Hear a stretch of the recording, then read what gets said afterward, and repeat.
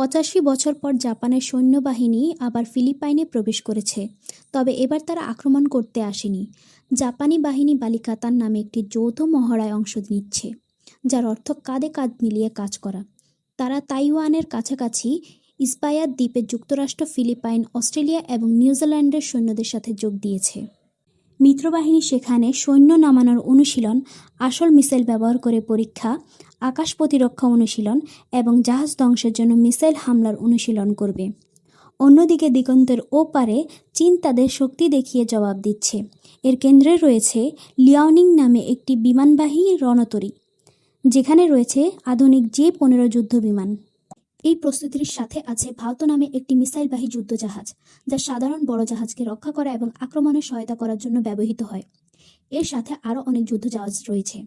চীনের পররাষ্ট্র মন্ত্রণালয়ের মুখপাত্র গুয়ো জিয়াকুন এক নিয়মিত সংবাদ সম্মেলনে বলেছেন, তাইওয়ান ইস্যুটি একটি আপোষহীন রেড লাইন। আপনি কি মনে করেন দক্ষিণ চীন সাগরে এই বিশাল শক্তির মুখোমুখি অবস্থানের জন্য বিশ্ব প্রস্তুত? আপনার মতামত কি?